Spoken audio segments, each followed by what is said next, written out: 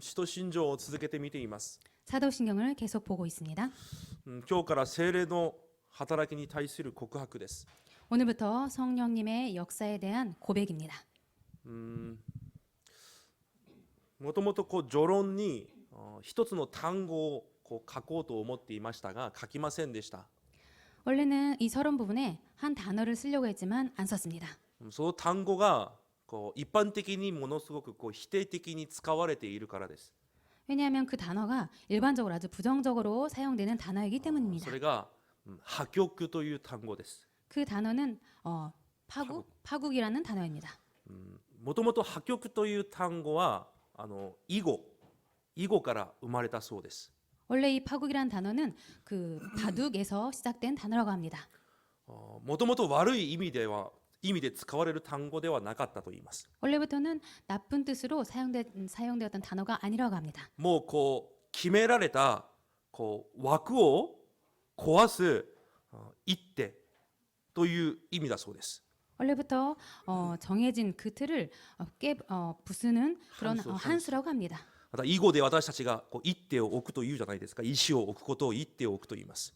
바둑 둘 때 이 바둑 알을 놓는 것을 한수를 놓는다 이렇게 말을 하죠. この一つの石を打つことで、全て決められていた枠を完全に壊して流れを新しくするという意味が破局という意味だそうです。 이 파국이란 뜻은 그 바둑알 하나를 놓음으로 말미암아 쌓았던 모든 틀을 바꾸고 완전히 흐름을 바꾼다는 그런 뜻입니다. 以前もう何年前にイセドルという囲碁のプロが人工知能と囲碁を置いた事件がありました。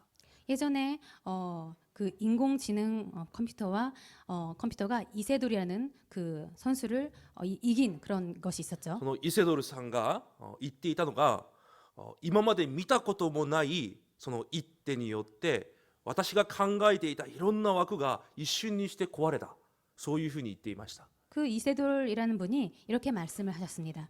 지금까지 보지도 못했던 그 한수로 말미암아 나의 그 모든 틀이 완전히 깨졌다 이렇게 말을 했습니다. なので破局という意味はもともと枠を完全に壊して流れを完全に変えるという意味です。 그렇기 때문에 이 파국이란 뜻은 틀을 완전히 부수고 그리고 흐름을 완전히 깨는 그런 단어입니다. 私はその語源、もともとの意味、語源を知ってから一つ考えていることがあります。 저는 그 언을 알고 나서부터 한 가지 생각한 것이 있습니다. 後で私もいつかまた牧会の時刻表になった時に 언젠가 저도 목회라는 그런 시간표가 왔을 때 何か新しいものを作ろうではなくて 새로운 것을 만들자라는 것이 아니라 私たちに来るしかない答えを塞いでいる枠があるはずです。 우리들에게 올 수밖에 없는 그 응답을 막는 틀이 있을 것입니다. その枠を壊すことを少し集中していこうというふうに今でも祈っていることがあります。 그 틀을 바꾸자라는 식으로 생각을 했고 지금도 그렇게 생각하고 있습니다. 実は私たちは神様から答えを当然受けるしかない存在とすでになっています。 실제로 우리들은 하나님에게서 그 응답을 받을 수밖에 없는 자가 되어 있습니다. 当然神からの祝福を受けるしかない存在なんです。 당연히 하나님에게서 그 축복을 받을 수밖에 없는 존재입니다. 祝福を塞いでいる何かがあるだけなんです。 그 응답을 막는 뭔가가 있을 뿐입니다. 祝福を受けるために何かを新しく作り出す必要がない者たちなんです。 축복을 받기 위해서 뭔가를 새롭게 만들 필요가 없는 것입니다. すでに神様からの祝福の通路は完全にもう開かれています。 이미 하나님에게서 오는 축복의 그 통로는 만들어져 있습니다. しかしその祝福を塞ぐ何かが私たちにあるわけです。 그렇지만 그 축복을 막는 뭔가가 우리들에게 있다라는 것입니다. その壊さなければいけない枠を発見するということはとても重要です。 부숴야 되는 그 틀을 발견하는 것이 아주 중요합니다. でも枠を壊すことができないんです。 그렇지만 그 틀을 부술 수가 없습니다. それが当然だと思っているから。 그것이 당연하다고 생각하고 있기 私た 때문입니다. ちの生活に当たり前なことだから。 우리 삶 속에서 당연한 것이기 때문에 そのようにやってきたから。 그렇게 해왔기 때문에 でも実はそれが神様と全く合わない枠であるということがたくさん私たちの中にあるんです。 그렇지만 그런 것들이 하나님과 전혀 맞지 않다는 것 그런 틀이 우리 속에는 많이 있습니다. 私たちがまず第一に壊さなければいけない枠。 우리들이 가장 먼저 부숴야 될 틀. イエス・キリストがすべての問題を解決されましたという告白。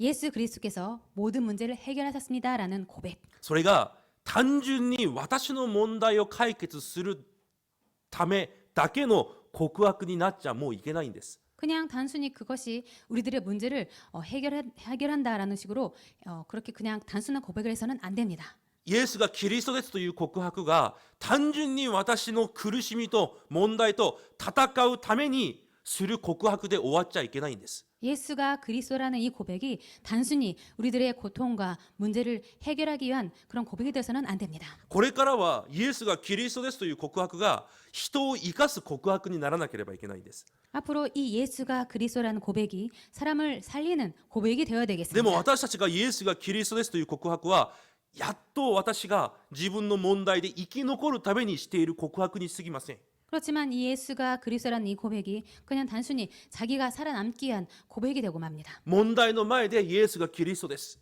문제 앞에서 예수가 그리스도입니다. もちろん悪いことではありません。 물론 나쁜 것은 아닙니다. でもイエスがキリストということは告白は私を乗り越え人を生かすことができる告白なんです。 그렇지만 이 예수가 그리스도라는 것은 나를 넘어서 사람을 살릴 수 있는 고백입니다.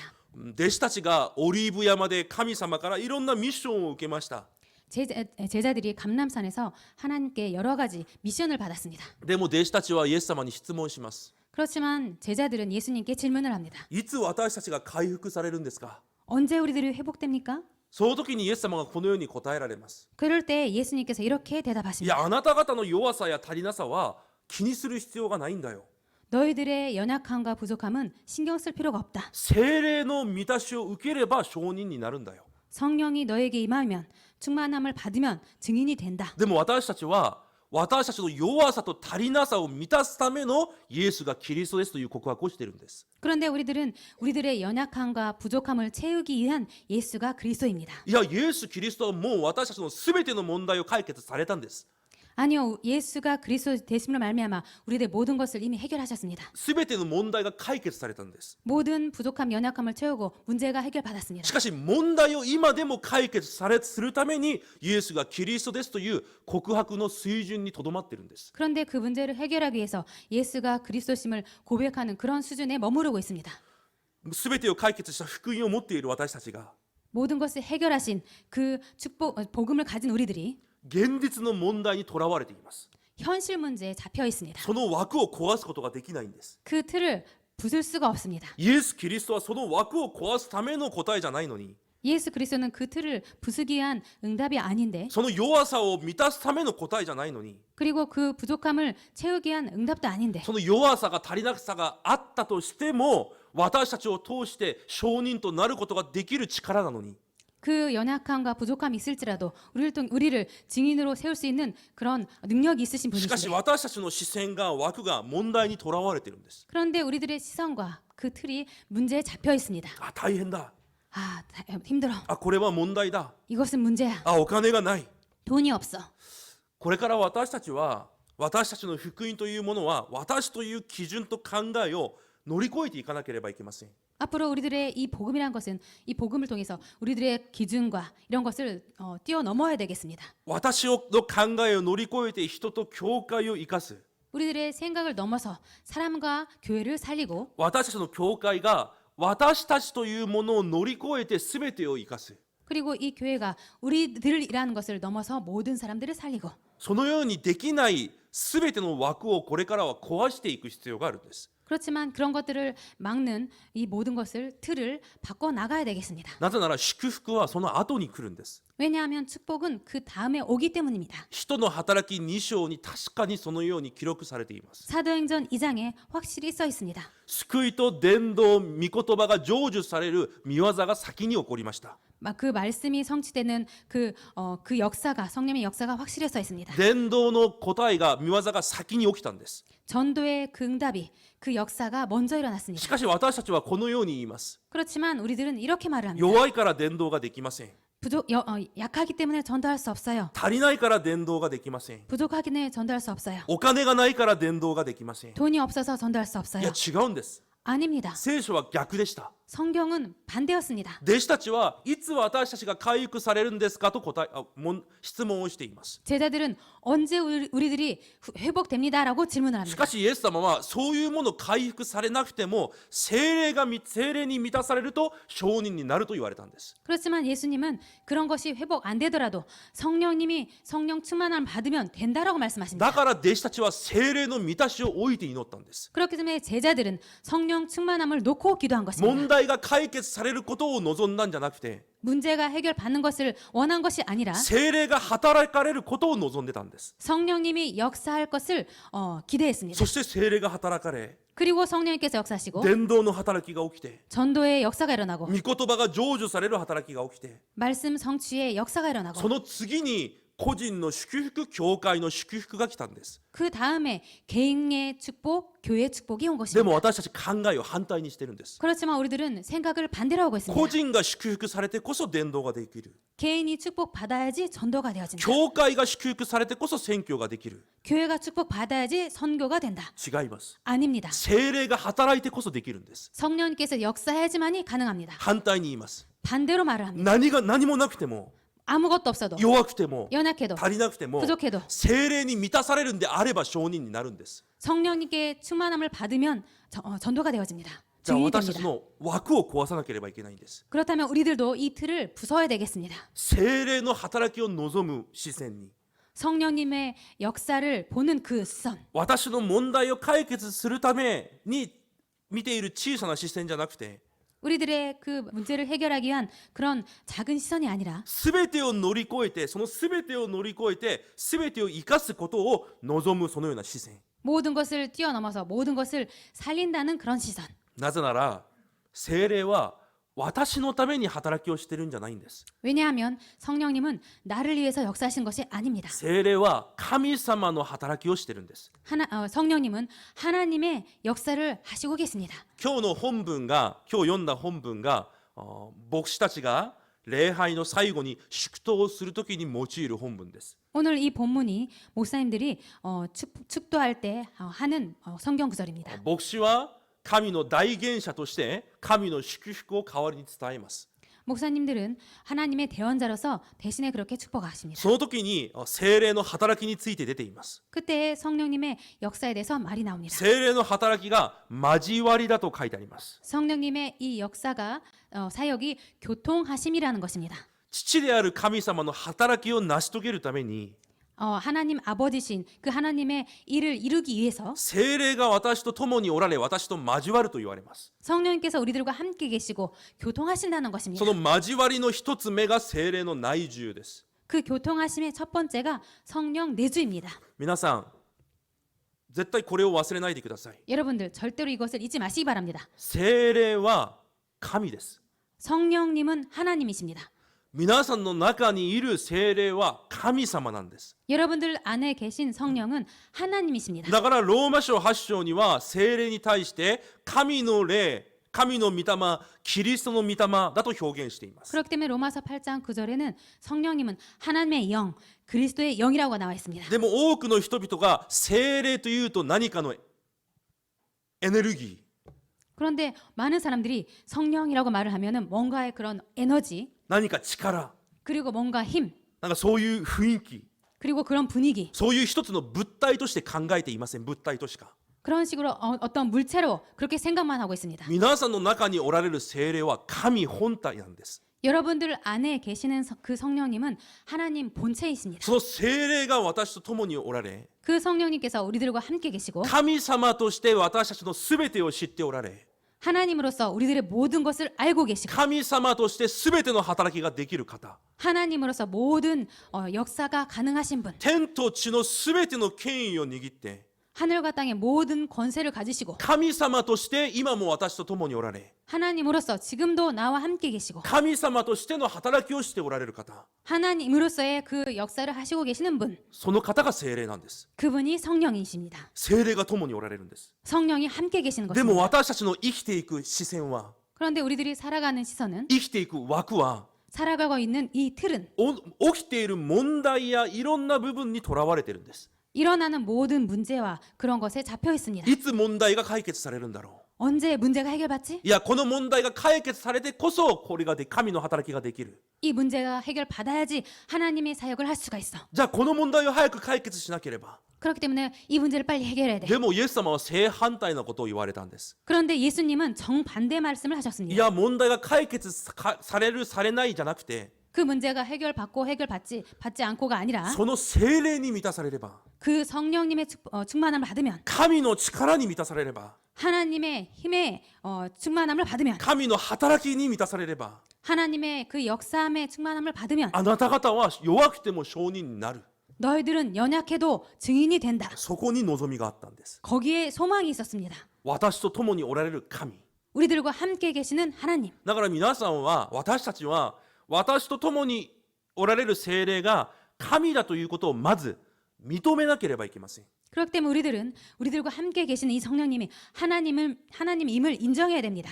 認めてないから他の方法を探すんです。 인정하고 있지 않기 때문에 다른 방법을 찾고 있습니다. 認めていないから他のことを計算するんです。 인정하고 있지 않기 때문에 다른 것을 계산하고 맙니다. 皆さんと共にいる方は神です。 여러분들과 함께 계시는 분은 하나님이십니다. 神様本体なんです。 하나님 본체 되십니다. その方が私と共におられます。 그분이 우리들과 함께 계십니다. だからイエス様は昇天されるとき一つしか願ってないんです。 그렇기 때문에 예수님께서 승천하실 때 한 가지만 원하셨습니다. その神の聖霊に満たされなさい。 그 하나님의 성령의 충만함을 받아라. そうすれば全ての道が開かれる。 그럴 때 모든 문이 열린다. なぜ 길이 열린다. 왜냐? 聖霊が神様だから。 성령이 하나님이시기 때문에. だから第一コリント3章16節にあなた方が聖霊が宿われている神殿ということをなぜ知らないのですかと言われます。 그렇기 때문에 이 고린도서 3장 16절에 너희들이 성령이심을 왜 모르느냐, 성전임을 왜 모르냐 이렇게 말합니다. 第一コリント6章は一緒に読んでみましょ 고린도전서 1장 6절을 같이 읽겠습니다. う。6章を一緒に読んでみます。 고린도전서 6장을 같이 읽겠습니다. 今日は聖書を第一コリント第二コリントしか読みませんので開いておいてください。 오늘은 고린도전서 1장 6장을 읽기 때문에 그 부분을 열어놓으시기 바랍니다.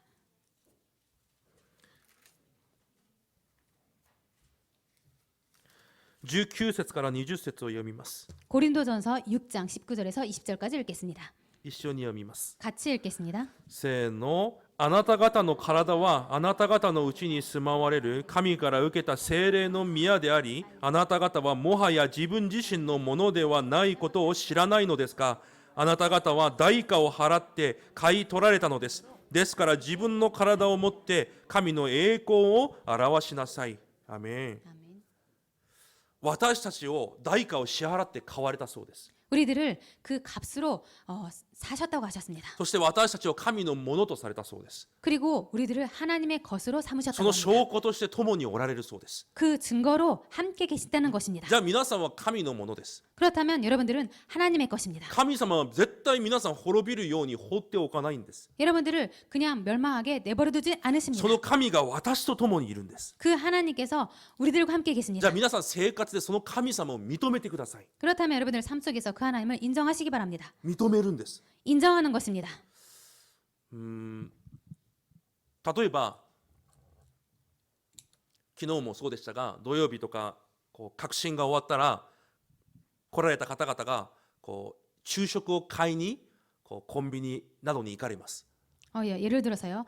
토요 예배가 끝난 다음에 오신 분들이 점심을 사려고 콤비니를 갑니다. その時に必ず私に来て、私今コンビニ行くんですが、先生何か必要なものはありませんかと聞かれる方がたくさんいます。 그럴 때 저는 지금 콤비니 가는데 뭐 필요한 거 없어요? 라고 물으시는 분들이 많이 계십니다. それは私がいるということを認めてるから聞くんです。 그것은 제가 있다는 것을 인정하기 때문에 でも 묻는 것입니다. 例えば火曜日の夜電話がかかってきて、今私がコンビニ行くんですけど、私が何を食べればいいんでしょうかと聞く人はいません。 그런데 예를 들어서 화요일에 집에 계시면서 제가 편의점 가는데 뭐 필요한 거 없어요? 이렇게 묻는 그런 분은 전화를 걸어오는 사람은 없으십니다.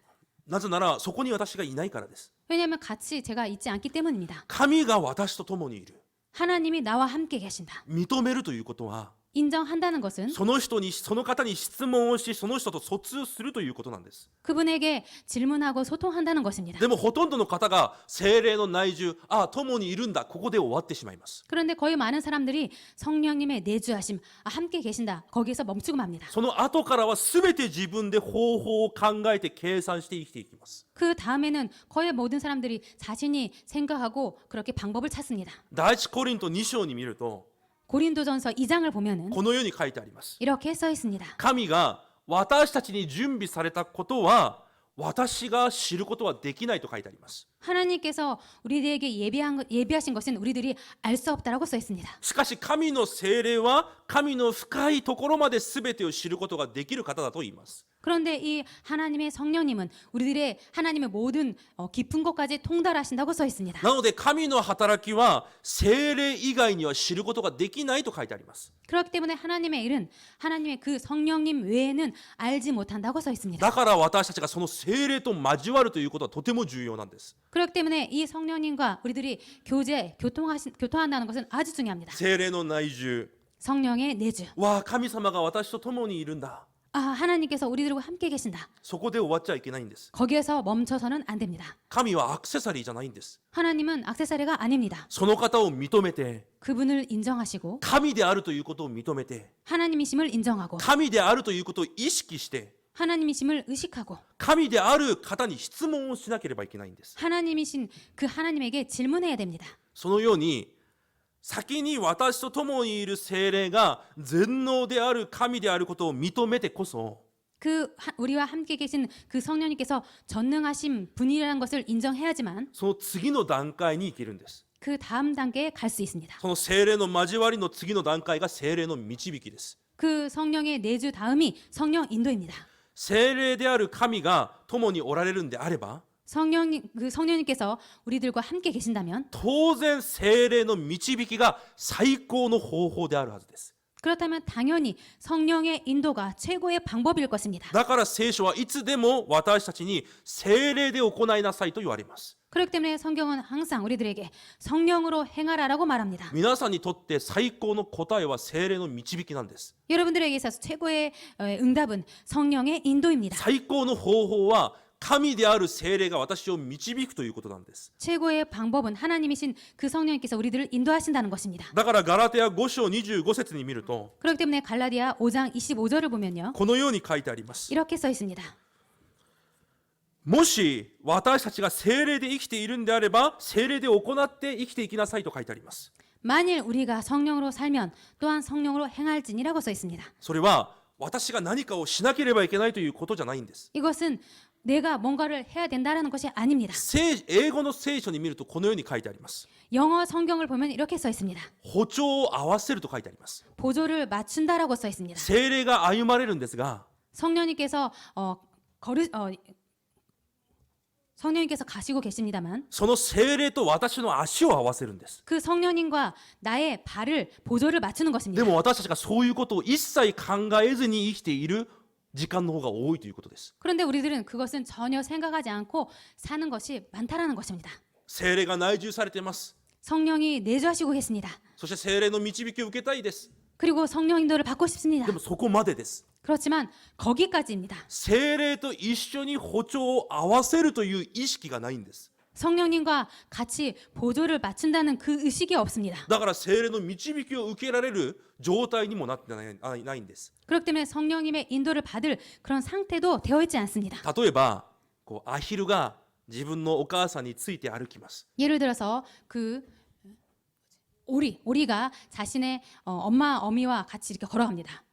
その姿だけを見て歩いていきます。 오리 그 모습만 보고 따라갑니다. それが歩調を合わせるということなんです。 이것이 보조를 맞춘다는 것입니다. このパウロがこの聖書でこの歩調を合わせる聖霊の導きを受けるという意味は当時のローマの軍隊を例えて説明しています。 이 바울이 성령님의 보조를 맞춘다는 것을 성령님의 인도를 받는다는 것을 그 로마의 군대에 예를 들어서 말을 했습니다. 軍が歩いていくことを行軍するというふうに言います。 군인들이 이렇게 가는 것을 행군이라고 합니다. それは前に目標を持って立って進んでいる人にただついて歩いていくだけでいいんです。 이것은 맨 앞에 선 사람이 목표를 향해 갈 때 그 바로 자기 앞에 있는 사람에 맞춰서 가기만 하면 되는 聖 것입니다. 霊の導きは何かをすることじゃないんです。 성령의 인도는 뭔가를 하는 것이 아닙니다. 聖霊の御業についていくことなんです。 성령의 역사하심에 따라가기만 하면 し 되는 かし 것입니다. 多くのことが何かをしながらこれが聖霊の導きであることを願っています。 그렇지만 많은 사람들이 뭔가를 하면서 이것이 성령 인도임을 그렇게 원하고 있습니다. 違います。 아닙니다. 確かに言います。 확실히 말씀드리겠습니다. 聖霊の導きは先に起こるんです。 성령 인도는 먼저 일어납니다. 聖霊の働きは先に起こるんです。 성령의 역사는 먼저 일어납니다. 先に門を開かれるんです。 먼저 문을 여십니다. 先に人の心を変えられるんです。 먼저 사람의 마음을 바꾸십니다. 先に雰囲気を変えられるんです。 먼저 분위기를 바꾸십니다. それについていくんです。 거기에 따라가는 것입니다. だから聖霊が私と共におられる神であるということを毎日認識して認めて生きていくことが先なんです。 그렇기 때문에 우리 안에 함께 계시는 그 성령님을 우리들이 매일 의식하고 인정하며 살아야 되겠습니다. なので絶対的に私たちに必要なことが何であるかというと、 그렇기 때문에 우리들에게 절대적으로 필요한 것이 무엇인가 하면 その聖霊の導きを受けるための敏感さです。 그 성령의 인도를 받기 위한 민감함이 필요합니다. 使徒16章に見るとパウロが出てきます。 사도행전 16장을 보면은 바울이 나옵니다. そこに見るとパウロがアジアに伝道に行こう、宣教に行こうと力を尽くしていると書いてあります。 거기를 보면은 바울이 아시아에 전도하러 선교하러 가려고 그렇게 애쓰고 だ 있습니다. からもう伝道しにアジアに行こうって決まってるんです。 전도하러 아시아에 갈 것을 あ、 정해놨습니다. この道に行こうって決めてるんです。 이 길로 가자라고 し 정해놨습니다. かしそこに見るとイエスの御霊がそれを許されなかったと書いてあります。 그런데 거기를 보면은 예수의 영이 허락하지 아니하시는지라고 써 있습니다. そしてパウロが新しい場所に導かれます。 그리고 바울이 새로운 장소로 인도를 받습니다. これが何でもないような内容に見えますが全く違います。 그런데 이것이 아무것도 아닌 것처럼 보일지 모르겠습니다만 전혀 틀립니다. パウロはすでにそこに行くって決めてるんです。 바울은 그곳으로 간다라고 で 정해뒀습니다. そこに行くと全ての力を尽くして準備をした終わった状態なんです。 그리고 그곳으로 가려고 모든 것을 애쓰고 힘을 다 썼습니다. それも伝道をするために行くんです。 그것도 전도하러 가는 것입니다. もし私たちだったらこう言っているでしょ 만약에 우리들이라면 이렇게 말을 했을 う。い 것입니다. や伝道のために行くんだよ。 전도를 하러 가는 거예요. これが聖霊の導きじゃん。 이것이 성령 인도가 아니고 いや 뭐예요? これが教会のためなんだよ。 이것이 교회를 위한 것이에요. これが後代のためなんだ。 이것이 후대를 위한 것이에요. そのように自分で考えて決めていることを必ず聖霊の導きだと考えているはずです。 그런 식으로 자기가 생각하고 정한 것을 성령의 인도라고 말을 합니다. しかしパウロは違います。 그런데 바울은 아니었습니다. 聖霊の導きが何であるのかは人間は分からないからなんです。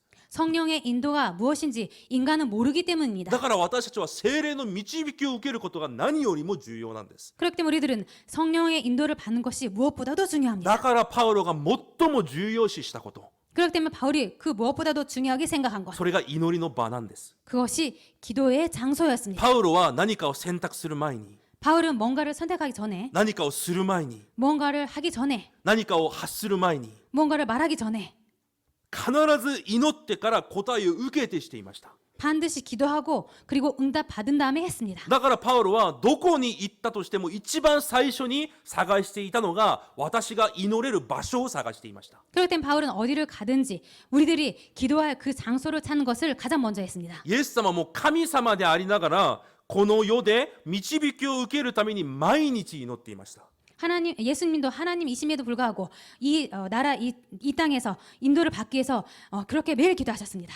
私たちは 우리들은 聖霊の内住知っています。 성령 내주를 알고 있습니다. 聖霊の導きも知っています。 성령 인도도 알고 あ、 있습니다. これが祝福なんだということも知っています。 아, 이것이 축복이다라는 것도 알고 で 있습니다. もそこまでなんです。 그런데 거기까지입니다. その方が神であるということを忘れて生きていきます。 그분이 하나님이심을 잊고 살고 있습니다. すべてを知っておられる全能の神であるということを忘れて生きていきます。 모든 것을 알고 계시는 전능하신 분이심을 잊고 살고 있습니다. 全能である神が私と共にいるからその方の導きを受けようとするあがきがないんです。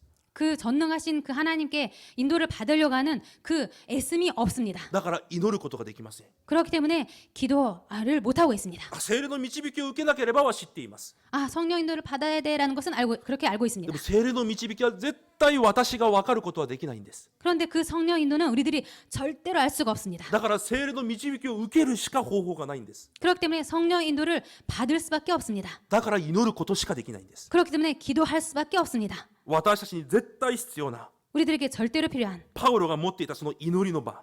바울이 갖고 있었던 그 기도의 장소. だから私がある方たちと相談するときにしょっちゅう言うことです。 그렇기 때문에 제가 어떤 분들과 상담할 때 반드시 말하는 것입니다. もしあなたの状態が本当に祈ってきた状態であるなら開かれた道に行けばいいと言います。 만약에 당신이 그렇게 기도하는 그런 상태였다면은 그냥 열린 곳으로 가면 됩니다. 昨日レムナントデーのメッセージでこのように言われました。 어제 렘넌트 데이 말씀에 이렇게 말씀을 주셨습니다. 私たちの目標を成し遂げる以前に 우리들의 목표를 이루기 이전에 私たちに必要なこと、 우리들에게 필요한 것 祈れなければいけない。 기도해야 된다. そして24時間祈りの状態が続かなければいけない。 그리고 24시간 기도의 상태를 유지해야 된다. 24時間祈りの状態。 24시간 기도의 상태. 自分自身の状態を確かめてみてください。 우리 본인의 그런 상태를 점검하시기 바랍니다. 私の中におられる神である聖霊、 우리들 안에 계시는 하나님이신 성령님. 今でも導かれようとしている神、 지금도 인도하시려는 하나님. その神と24時間祈りで交わる状態、 그 하나님과 24시간 교통하는 그 상태. それが一番重要なんです。 이것이 이 기도가 가장 しかし 중요합니다. その状態なしに 그런데 이 상태가 없이 ここに住も 이쪽으로 가자. う、これをしよ 이것을 하자. う、この方法だ、 이 방법이구나. このようにやってみよう、 이렇게 해보자. そうやってしまうんです。私たちが。 그렇게 우리들은 해버립니다. 皆さん、私と共におられるのが神であることを認めてください。 여러분들 우리들과 함께 계시는 분이 성령 하나님이심을 인정하시기 바랍니다. それが一番重要です。今日は 이것이 오늘은 가장 중요합니다. 聖霊は神様です。 성령은 하나님이십니다. 私たちに何か力を持ってくるそういう力、エネルギーじゃないんです。 우리들에게 뭔가 힘을 가져오는 그런 에너지가 아닙니다. だから聖霊の導きは私の力で受けることはできません。 그렇기 때문에 이 성령 인도는 우리들의 힘으로 받을 수 없습니다. むしろ聖霊の導きは私というものがなくなってこそ受けることができるんです。 오히려 나라는 것이 없어져야지 받을 수 있습니다. だから今コリントを開いているので第2コリント10章を読んでみます。 그렇기 때문에 지금 고린도서 펼쳐 계신 분들 고린도후서를 여시기 바랍니다. 第2コリント10章を読んでみます。 고린도후서 10장을 읽겠습니다. 5節です。 5절을 읽겠습니다.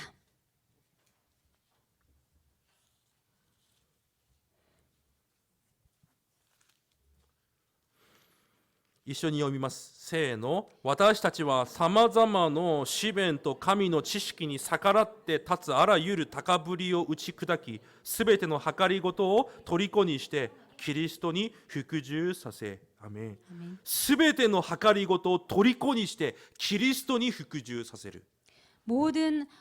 이 모든 생각을 사로잡아 그리스도에게 복종하게 하니 私たちのすべての計りごと計算を虜にしてキリストに服従させる。 우리들의 모든 생각 계산을 사로잡아 그리스도에게 복종하게 それが 하니 今私たちに一番最初に必要なことなんです。 이것이 우리들에게 제일 먼저 필요한 것입니다. 聖霊の導きを受けるために一番最初に必要なことなんです。 성령 인도를 받기 위해서 제일 먼저 필요한 것입니다. ほとんどの人が聖霊の導きを受けよう、それを考えて 거의 모든 사람들이 성령 인도를 받기 위해서 거의 모든 聖霊を受けようと考えてはいますが、 성령 인도를 받으려고는 생각하고 있지만 その次は自分の考えを述べて自分の考えで行って自分の考えで選択します。 그렇게 하고 나서 거의 모든 사람들이 자신의 생각으로 계산하고 그리고 그렇게 자기 생각으로 행동하고 합니다. 私に損になることは聖霊の導きではないと考えています。 자기에게 손해가 되는 것은 성령 인도라고 생각하지 않습니다. 私に不利であることは聖霊の導きではないと言います。 자신에게 불리한 것은 성령 인도라고 생각하지 않습니다. でもむしろ御言葉は危機の中に入ることが聖霊の導きだと言います。 그런데 성경은 오히려 위기 속에 들어가는 것이 성령 인도라고 합니다. むしろ苦しみに立ち向かっていくことが聖霊の導きだと言います。 오히려 그 고통 속으로 들어가는 것이 성령 인도라고 합니다. むしろ待つことが聖霊の導きだと言います。 오히려 기다리는 것이 성령 인도라고 합니다. でも私たちは私たちに損であることは聖霊の導きではないと言います。 그런데 우리들은 자신에게 손해라는 것, 손해는 성령 인도가 아니라고 합니다. 問題が解決され私が祝福される道が聖霊の導きだと言います。 문제가 해결받고 축복을 받는 것이 성령 인도의 길이라고 생각합니다. もう一箇所読んでみましょう。 한 군데 더 읽겠습니다. 第一コリント9章です。 고린도전서 9장입니다. 26節と27節です。 26절, 27절입니다. 一緒に読みます。せー 같이 の。 읽겠습니다. ですから私は決勝点がどこかわからないような走り方はしていません。空を打つような検討もしてはいません。私は自分の体を打ち叩いて従わせます。それは私が他の人に述べ伝えておきながら自分自身が失格者になるようなことのないためです。アメン。今日パウロは自分自身の体を打ち叩いて従わせますと書いてあります。 오늘 바울은 자기 몸을 쳐서 복종하게 한다고 합니다. これは馬に鞭を叩いて無理やり走らせるという意味じゃないんです。 이것은 말을 채찍질해서 그렇게 억지로 달리게 하는 것이 아닙니다. 26節に書いてあるように空を打つような検討をしていませんと書いてあります。 26절을 보면은 싸우기를 허공을 치는 것 같지 아니한다고 써 そ 있습니다. れ当時ローマ時代のボクシングを例えているんです。 이것은 당시 로마 시대의 그 권투를 말합니다. 無理やり私を叩いて聖霊の導きについていこうという話じゃないんです。 일부러 그렇게 우리를 쳐서 성령들을 받게 하는 그런 것이 아닙니다. ボクシングであるように完全に私を KO させるんです。 뭐 권투에 있는 것처럼 완전히 우리들을 KO시키는 것입니다. 神の前で 하나님 앞에서 私の中におられる神の前で 우리들 안에 계시는 하나님 앞에서 完全に私が立つことができないように KO させるんです。 우리들이 그 하나님 앞에서 설 수 없도록 완전히 KO시키는 것입니다. 聖霊の前で 성령 앞에서 私の考えが 내 생각이 私の計算が 내 계산이 立ち上がることがないように 일어날 수 없도록 完全に打ち壊すんです。 완전히 무너뜨리는 것입니다. これが聖霊の導きを受けるためにまず先に必要なことなんです。 이것이 성령 인도를 받기 위해서 먼저 필요한 것입니다. でも私たちは私の考えが聖霊の導きだと考えるんです。 그런데 우리들은 내 생각이 성령 인도라고 생각합니다. 私の計算が聖霊の導きだと考えるんです。 내 계산이 성령 인도라고 그렇게 생각합니다. いやもちろんそうかもしれません。 물론 그럴지도 모릅니다. でもそれより先に必要なこと、 그렇지만 그것보다 먼저 필요한 것, 神である聖霊の前で私の考えと計算を完全に打ち壊すことなんです。 하나님이신 성령 앞에서 나의 모든 생각과 계산을 완전히 무너뜨리는 것입니다. そしてその方をまず認めることなんです。 그리고 그분을 먼저 인정하는 その 것입니다. 方が神であるということを認めること。 그분이 하나님이심을 인정하는 것. なぜパウロがそのようにしたのか。 왜 바울이 그렇게 했냐면, 今9章を開いているので22節と23節を読んでみます。 지금 고린도전서 9장을 여러분 펼치고 계시기 때문에 22절, 23절을 읽겠습니다. せーの。弱い人々には弱いものになりました。弱い人々を獲得するためです。すべての人にすべてのものとなりました。それは何とかして幾人かでも救うためです。アメン。なぜパウロが自分を打ち砕いて自分の計算を虜にして自分を服従させるのか。 왜 바울이 자신의 몸을 쳐서 자신의 생각을 사로잡아 그렇게 복종하게 했냐면, それは自分の利益のためじゃないんです。 이것은 자신의 이익 때문이 아니었습니다. 今日ここに見ると福音のためにだと書いてあります。 오늘 본문을 보면은 복음을 위하여라고 써 있습니다. 福音の恵みを共に受けるものとなるために。 복음에 참여하고자 함이라고 써 있습니다. そのようになるために私は自分の計算を打ち壊し聖霊の導きを受けるものとなりますと告白しています。 그렇게 되기 위해서 자신의 그 생각을 복종시키고 그리고 그렇게 자기의 생각을 사로잡아 복종하게 하는 것입니다. 聖霊の導きは救い運動、福音運動のために今も動いているんです。 이 성령 인도는 구원 운동 때문에 그렇게 지금도 움직이고 で 있습니다. も私の考えは私の祝福のために考えが回っています。 그런데 우리들의 생각은 나의 축복 때문에 생각을 그렇게 하고 있습니다. 今も聖霊の導きは福音運動承認運動のために動いています。 지금도 이 성령의 인도는 복음 운동, 증인 운동 때문에 움직이고 しかし 있습니다. 私の計算は目の前の問題を解決するために動いています。 그런데 우리들의 계산은 눈앞에 있는 그 계획 때문에 그 이익 때문에 움직이고 있습니다. だから私の考えと計算を完全に砕くんです。 그렇기 때문에 나의 생각과 계산을 완전히 꺾는 そ 것입니다. してまずその神様であるということを認める。 그리고 먼저 하나님이심을 인정하는 その 것입니다. 導きを受けるために祈りで主の前にひざまずく。 그리고 그 인도를 받기 위해서 하나님 앞에 기도하기 위해서 무릎을 꿇는 そ 것입니다. れが私たちに一番最初に必要なことなんです。 이것이 우리들에게 제일 먼저 필요한 것입니다. そのように聖霊の導きを受けられないと 이런 식으로 성령 인도를 받지 않으면 聖霊の御業とは全く関係のない人生になってしまいます。 성령 역사와는 전혀 상관없는 인생이 되고 맙니다. なぜなら聖霊の御業は救いのために動いているからです。 왜냐하면 성령의 역사는 구원 때문에 일어나고 있기 때문입니다. 聖霊の導き、聖霊の働き、御業は神の御心を成し遂げます。 이 성령 인도, 성령의 역사는 하나님의 뜻을 이루기 위해서 そ 움직입니다. れは間違いありません。 이것은 だ 틀림없습니다. から聖霊の導きを受けるために私があがいてもがくということはとても重要なんです。 그렇기 때문에 성령 인도를 받기 위해서 우리들이 애쓰는 것은 아주 중요합니다. でも大体私たちの生活自分で計算して何とか解決して生きていく水準でとどまっています。 그런데 우리들의 삶은 뭔가 자신이 계산해서 어떻게든지 그렇게 살아가는 것에 그렇게만 멈추고 머물러 있습니다. 何とか一つ一つの問題を解決していく人生でとどまっています。 어떻게 하든지 한 가지 그냥 문제를 해결하면서 사는 것에 머물러 있습니다. いや神様はしかしそういう約束されていません。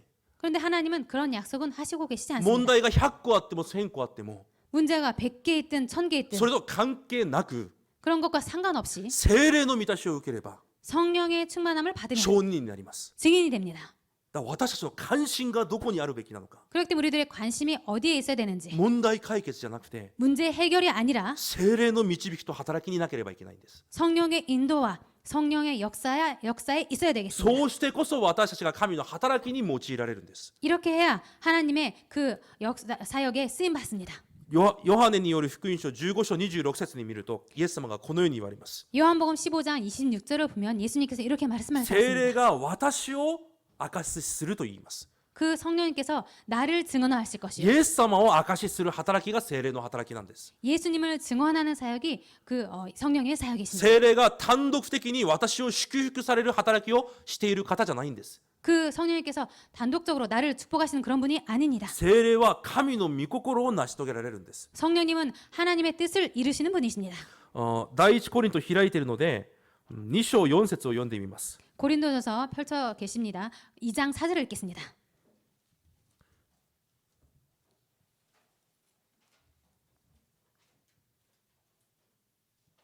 4節一緒に読みます。せーの。そして私の言葉と私の宣教とは説得力のある知恵の言葉によって行われたものではなく、御霊と道からの現れでした。アメン。伝道も同じです。 전도도 똑같습니다. 書いてあります。私の説得力、私の知恵、言葉、力で行われるもんじゃないんです。 써 있습니다. 내 말과 내 전담이 설득력 있는 지혜의 말로 하지 아니하고 私たちが持っている何か力で祝福で何か伝道するわけじゃないんです。 내가 갖고 있는 힘과 그 축복으로 전도하는 것이 아닙니다. 聖霊の現れによって伝道が成り立つんです。 성령의 나타나심으로 전도가 だ 되어집니다. から正直な話、私たちの問題がそのまま残っていても伝道に用いられることができます。 그렇기 때문에 솔직히 말씀드리면 우리들이 갖고 있는 문제 그대로 있어도 전도가 し 되어집니다. かしより多くの民族に伝えるため、宣教するために必要であれば神はその問題も解決してくださいます。 그렇지만은 더 많은 곳에 전도와 선교를 하기 위해서 하나님의 필요에 따라서 우리들의 문제를 해결해 주기도 합니다. じゃあ今私たちのどこに視線を置くべきなのかです。 그럼 우리들이 어디에 시선을 둬야 되는가랍니다. ただ 라는 問 것입니다. 題を解決するために 그냥 문제를 해결하기 위해서 やっと一日生きていくそういう人生で終わるのか。 하루하루 그냥 살기 위한 그런 인생으로 끝나는 거. いやこのような私たちであっても 아니요, 이런 나라도 このような問題があっても 이런 문제가 있어도 神が共におられ、 하나님께서 함께 そ 계시고 の聖霊が導かれるんであれば、 그 성령이 인도하신다면 私も証人になれるというところに望みを置いて生きていかなければいけないのか。 나도 증인이 될 수 있다라는 거기에 소망을 두고 살아야 됩니다. 確かに聖書は第一コリント12章3節に言います。 확실히 성경은 고린도전서 12장 3절에 이렇게 말하고 聖 있습니다. 霊でなければ誰も主がキリストであると告白できないと。 성령으로 아니고는 누구든지 예수를 주시라 할 수 없느니라. だから私たちが伝道対象者を置いて祈るんです。 그렇기 때문에 우리들이 전도 대상자를 두고 기도하고 있습니다. だから未信者を置いて家族を置いて祈るんです。 그렇기 때문에 불신자를 두고 가족을 두고 기도하고 있습니다. こういう祈りを通して聖霊が働かれるんです。 이런 기도를 통해 성령님께서 역사하십니다. 伝道に対する祈り、 전도에 대한 기도, 聖霊の働きに対する祈り、 성령 역사에 대한 기도. 実際こういう祈りが私たちにあまりないんです。 실제적으로 이런 기도가 우리들에게 별로 없습니다. また救いの使役に私たちを用いられるために、 그리고 구원 사역에 우리가 쓰임 받기 위해서 聖霊は今でも御言葉を悟らせる使役をなさっています。 성령님께서 우리들에게 말씀을 깨닫게 하시는 그런 역사를 하시고 계십니다. ヨハネによる福音書14章26節に見ると、 요한복음 14장 26절을 보면요. 聖霊が私たちに全てを教えられると言います。 성령님께서 우리들에게 모든 것을 가르쳐 주신다고 써 있습니다. 16章13節から14節に見ると、 16장 13절에 14절을 보면은 イエス様が私のものを持ってあなた方に教えられる方が聖霊だと言います。 예수님께서 내 것을 가지고 너에게 알리시는 분이 성령님이라고 말씀하십니다. 聖霊はイエスがキリストである福音を皆さんにより深く悟るように今も働かれているんです。 성령님께서는 예수가 그리스도심을 우리들에게 좀 더 깊이 알 수 있도록 역사하시고 계십니다. 第2ペテロにこの聖書は聖霊からの感動を受けたものによって書かれていますと書いてあります。 베드로서를 보면 1장을 보면은 이 성경은 성령의 오직 성령의 감당하신 받은 자들이 썼다고 써 だ 있습니다. から神の御言葉は聖霊の感動を受けることによって悟ることができるんです。 그렇기 때문에 이 성경은 성령의 감당하심을 받고 깨달을 수가 있습니다. だから皆さんの礼拝の前の祈りがとても重要です。 그렇기 때문에 여러분들의 예배 전의 기도가 아주 중요합니다. 今日も御言葉を通して神様の御心を悟ることができますようにと。 오늘도 하나님의 은혜로 말씀을 깨달을 수 있도록 それが今聖霊の働きです。 이것이 오늘의 이 성령의 역사입니다. 救いのために働かれ、 구원을 위해서 역사하시고 キリストを悟らせるために働かれ、 이 그리스도를 깨달아지기 위해서 역사하시고 そしてもう一つが聖霊は今も癒しと回復のために働いておられます。 그리고 또 한 가지 성령님께서는 지금도 치유와 회복을 위해서 역사하시고 계십니다. 創世記1章2節に見ると、創造の前から存在していた神の御霊というものが出てきます。 그리고 창세기 1장 2절을 보면은 창세 전에도 이 성령 하나님의 영이 계신다고 써 있습니다. エゼキエル書37章に見えると、 에스겔서 37장을 보면은 干からびた骨があります。 마른 뼈들이 있습니다. そこに神の御言葉が述べ伝えられます。 그곳에 하나의 말씀이 전달됩니다. そして息が吹かれたと書いてあります。 그리고 그 생기가 부어진다고 써 し 있습니다. かしその息がヘブル語の本章に見ると、本文に見ると神の御霊というふうに書いてあります。 그런데 이 생기라는 것이 히브리어를 보면은 하나님의 성령님의 성령님의 생기라고 써 있습니다. 神の御霊だと書いてあります。 하나님의 성령이라고 써 있습니다. 創造の前から創造されたその神の御霊が、 상세 전부터 있는 그 성령님께서 その御霊が私たちに働かれて、 그 성령님께서 우리들에게 역사하셔서 今も私たちを回復させ、 지금도 우리들을 회복시키고 今も私たちを癒しておられる、 지금도 우리들을 치유하시고 계십니다. その働きをなさっています。 그 사역을 하시고 だ 계십니다. から私たちは命の聖霊の原理によって今生きていますとローマ書では告白しています。 그렇기 때문에 우리들은 생명의 성령의 범으로 우리가 이렇게 살고 있다고 써 있습니다. だからエリシャはエリアに、あなたに聖霊が働かれるその働きの2倍の力を私にくださいと祈ります。 그렇기 때문에 엘리사는 엘리야에게 당신의 성령이 하시는 역사가 내게 갑절이나 있기를 그렇게 원합니다. 第2テモテ1章14節に見ると、 디모데후서 1장 14절을 보면요. 神が私たちに任されたことを私たちがどのように行うことができるのかについて書いてあります。 하나님께서 우리들에게 맡겨두신 그것을 우리들이 어떻게 하면 되는가가 써 있습니다. 神の働きをどのように私たちが果たすことができるのか、 하나님의 그 사역을 우리들이 어떻게 이룰 수 있는가. それもそこに書いてあるように、私たちの中におられる聖霊によって果たすことができると書いてあります。 그것도 써 있듯이 우리 안에 거하시는 성령으로 말미암아 가능하다고 써 だ 있습니다. から聖霊によらないと神の働きはできないんです。 그렇기 때문에 성령으로 말미암지 않고는 하나님의 역사를 할 수가 없습니다. 今日聖霊の交わり3つです。 오늘은 성령의 교통하심 세 가지입니다. 聖霊の内住、 성령의 내주. その方が神であることをまず認めること、 그분이 하나님이심을 먼저 인정하는 것. その方の導きを受けるために私の計算と考えをすべて神の前でまず壊すこと、 그 성령님의 인도를 받기 위해서 내 생각과 내 계산을 완전히 하나님 앞에서 복종시키는 것. そして救いの働きに今も御業で働いておられるその聖霊の救いを私たちが望みとしておくこと、 그리고 그 구원사를 위해서 역사하시는 그 성령을 우리들이 소망하는 것. それが聖霊の交わりです。 이것이 성령의 교통하십니다. 結論です。 결론입니다. だからその聖霊に満たされることが私たちのすべてなんです。 그렇기 때문에 이 성령 충만함을 받는 것이 우리들의 모든 것입니다. だからその聖霊の満たしを受けるために私たちに必要なことがあります。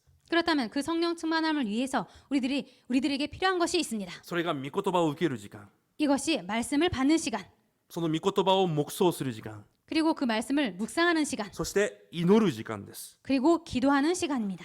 私がそこにある記号みたいなものを書いておきました。 제가 그 주보에 기호 같은 것을 놨습니다. それは記号ではなくてヘブル語です。 이것은 기호가 아니라 히브리어입니다. ダバクという単語です。 다바크라는 말입니다. ダバクという単語は連合するという意味です。 다바크라는 이 단어는 연합한다는 뜻입니다. 一つとなるという意味です。